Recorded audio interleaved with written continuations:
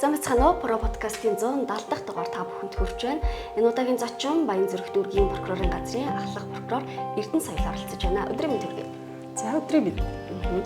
За хоёулаа зөрчлийн тухай хуульд орсон нэмэлт өөрчлөлтийн талаар ярих болно. За тэр дундаа зөрчлийн тухай хуульд одоо орсон нэмэлт өөрчлөлтөөр торгох шийтгэлийг 15 хоногийн хугацаанд төлөх юм бол одоо 50% багасна. За харин хугацаанд төлөхгүй бол нэмэгдүүлэхээр болсон.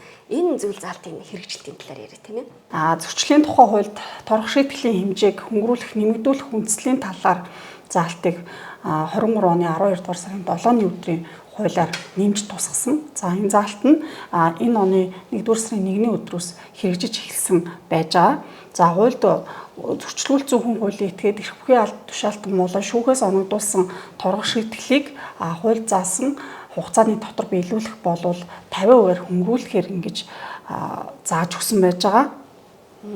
Тэгэхээр энэ оны 1-р сарын 1-ээс хэрэгжиж тэгсэн энэ оны 1-р сарын. Тэгэхээр бүх зөрчилд оногдуулсан энэ торгох шийтгэл дээр энэ хууль хэрэгжихгүй альсэл тодорхой төрлийн зөрчлийн эргүүд дээр хэрэгж явж байгаа юу?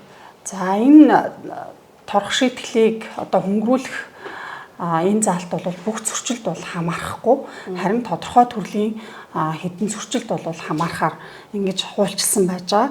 За энэ дотроос амьдралд одоо хамгийн ойр буюу иргэд олон нийтийн одоо хамгийн сайн мэдих зөрчлийн нэг бол замын хөдөлгөөний аюулгүй байдлын тухай хууль зөрчилт одоо торгуулсан тохиолдолд торгох шийтгэлийн хэмжээг 50% хөнгөрүүлж одоо төлөвлөхөр ингэж зааж өгсөн байж байгаагаа үнэлэхтэй. Тий. Та тэгээд жишээгээр тайлбарлаж өгөхгүй юу? Одоо замын хөдөлгөөнд орж байхдаа ямар нэгэн байдлаар зөрчил мэдээж үлдэгддэг шүү дээ, тий. Тэгэхээр тэр одоо зөрчилд оногдуулсан торгох шийтгэлийг л 50% хөнгөрүүлнэ гэсэн үг үү, тий. Би яг зүгээр нөгөө хамгийн амьдралд ойрхон гэдэг утгаар нь замын хөдөлгөөний аюулгүй байдлын тухай хууль зөрчлийг одоо ингэж онцолж дурдж байгаа. Тэрнээс биш бас тодорхой төрлийн энэ зөрчлөөс гадна тодорхой төрлийн бас хэд хэдэн зөрчлийг бол бас зааж өгсөн байгаа. Өнөөдөр энэ зөрчлүүдийг одоо яг энэ гэдэг нөгөө детальчлаад ярихад бол бас нөгөө цаг асрах орох учраас зөвхөн одоо амьдралд ойрхон хамгийн хүмүүсийн одоо сайн мэддэг энэ төрлийн зөрчлийг ингээд 50% хөнгөрүүлж одоо шийтгэлийг хөнгөрүүлэхээр заасан байна гэдгийг би тодтогч ярих юм байгаа юм. За өөрөөр хэлэх юм бол торгох шийтгэлийг хуулиар тогтоосон хугацаа буюу одоо сайн дураар биелүүлэх хугацааг одоо хуульд бол 15 хоног гэж хуульчилж өгсөн байгаа. За энэ тохиолдолд та 15 хоногийн дотор одоо торгуулаа төллөө гэхэд 50% хөнгөрүүлж тооцно. Харин 15 хоногоос дээш буюу одоо сар түүнээс дээш ингээд хугацаар хэтрүүлээ явах юм бол сар болгон 10% нэмэгдүүлж тооцохоор ингэж хуульчилж өгсөн байж байгаа. За тухайлах юм бол та одоо 100 мянган төгрөгөөр торгууллаа гэж бодоход за та 15 хоногийн дотор энэ торгуулийг сайн дураараа биелүүлээ гэж үзэхэд бол 50 мянган төгрөг төлнө гэсэн үг. Харин 15 хоногоос хэтрүүлсэн тохиолдолд сар болгон одоо 10% нэмэгдүүлж өөрөөр хэлэх юм бол та 100 мянган төгрөгийн торгуулийг одоо 150 мянган төгрөгч байдаг юм ингэж одоо нэмэгдүүлж тооцох нэ гэдгийг л одоо хамгийн гол нь ойлгох хэрэгтэй болж таарж байгаа. Тийм. Хуульд заасан энэ 15 хоногийн хугацаанд л тэр торгуулаад төлөх хэрэгтэй байх нь. Тийм, торгуулаад төлөх л ёстой. Хэрвээ таны одоо нөгөө торгуулсан хуулийн зүйл хэсэгчийн энэ хөнгөрүүл 50% хөнгөрүүлж тооцох зүйл хэсэгт хамаарчих юм бол та одоо оногдуулсан торгох шийтгэлээ 50% хөнгөрүүлээд төлөхт болно л гэсэн үг байхгүй. Хэрвээ хууль заасан хугацаанд торгуулаад төлөөгүй бол нэмэгдүүлэхийн зохицуултаас хэрэгжиж явж байгаа гэсэн үг. Тийм, нэмэгдүүлэх заалт одоо бас орчихсон байж байгаа гэсэн үг. За одоо өөрөөр хэлэх юм бол сая би бас давхар хэлсэн зөрчил үйлдсэн хүн хуулийн этгээд эрх бүхий албан тушаалтан болон шүүхээс оногдуулсан торгох шийтгэлийг одоо сайн дураар биелүүлэх 15 хоногийн дотор биелүүлээгүй тохиолдолд одоо тий 15 хоногоос хэтрэлээ сар боллоо гэхэд сар болгон 10% нэмэгдүүлж тооцоод ингээ явна л гэсэн үг.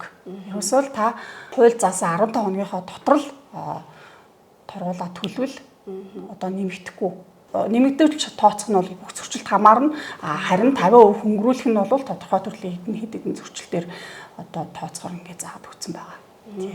Баянзүрх дүүргийн нутаг дэвсгэрийн хэмжээнд ер нь зөрчлийн гаралт ялангуяа энэ замын хөдөлгөөний энэ дүрм журм зөрчил ер нь хэрэг байдаг юм бэ?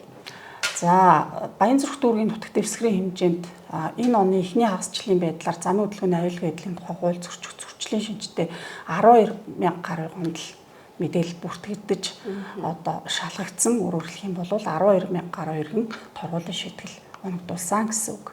За эндээс бас тэ торгох шийтгэлийнхаа хугацааг одоо хэтрүүлсэн тохиолдол байна уу гэд ингээд аваад үзэхээр иргэд бас энэ талаарх ойлголтууд бас мэдээлэл бас харьцангуй сайн байгаа гэж ойлгохдоор харагдаж байгаа. Өөрөөр хэлэх юм бол торгох шийтгэлээ бол сайн дураар биелүүлэх 15 хоногийн дотор биелүүлж гисэн ийм нөхцөл байдал тогтогдсон байна. Магадгүй торгох шийтгэлийг одоо өгж явах үедээ мөрдөх байгууллагаас юм уу танилцуулдаг бахал та тий танилцуулж байгаа. Тэр бол тий.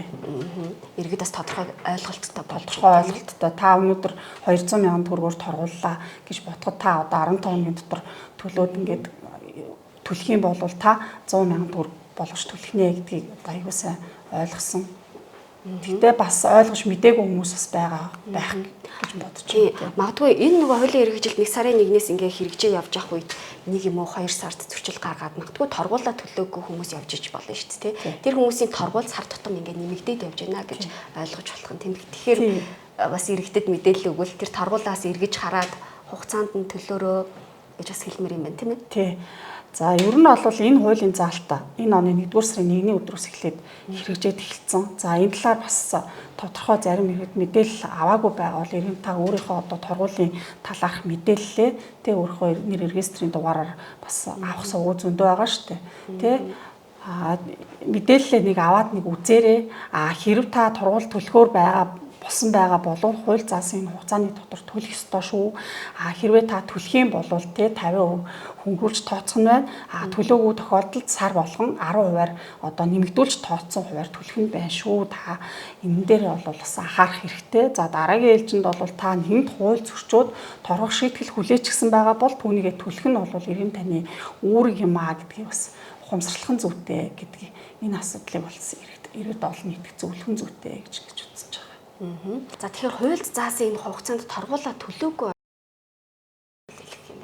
За хуульд хугацаанд торгуулаа төлөөгүй тохиолдолд за хүнд оногдуулсан торгох шийтгэл буюу одоо үндсэн одоо торгуул.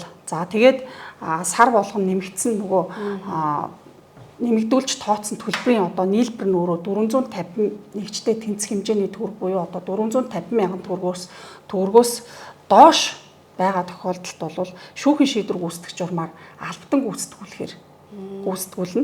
За харин одоо үндсэн төлбөр за тэгээд нэмэгдүүлсэн тооцсон төлбөр хоёрын нийлбэр хоёр нь одоо ингээд 450 мянган төгрөг түүнээс дээш болсон тохиолдолд нийт тусдаа ажил хийх шийтгэлээр солих саналыг одоо бас мөн эрхгүй албан тушаалтнаас шүүгт хөргүүлж одоо шийдвэрлүүлэх ийм хуулийн зохицуулттай байгаа. За харин торгох шийтгэл нь 450 мянган төгрөг түүнээс дээш болчих юм бол 450 мянган төгрөгнөөс дээш болсон тохиолдолд бол торгох шийтгэлийн одоо 15 мянган төгрөг тутмыг 8 цагийн нийт тусдаа ажил хийх шийтгэлээр тооцож ингэж солино л гэсэн үг.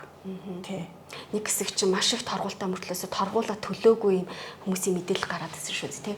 Энийг бол хязгаарлалсан. Энэ одоо хамгийн гол асуудал бол яг энэ байдлыг л одоо тасалтан зогсоох зориулагдсан одоо хуулийн зохицуулалтаа л гэсэн үг. За баярлалаа. Тэгэхээр энэ удаагийн подкастт оролцож энэ зөрчлийн тухай хуульд орсон нэмэлт өөрчлөлт ялангуяа энэ торгуултаа холбоотой хөнгөлөлт болон одоо нэмэлт төлбөр авах энэ асуудалтай холбоотой мэдээллийг өгсөн баярлалаа. За баярлалаа. Про подкастын шинэ дугаар та бүхэнд хүргэлээ. Подкасттай холбоотой мэдээлэл Улсын ерөнхий прокурорын газрын олон нийтийн харилцааны хэрүүлээрэй.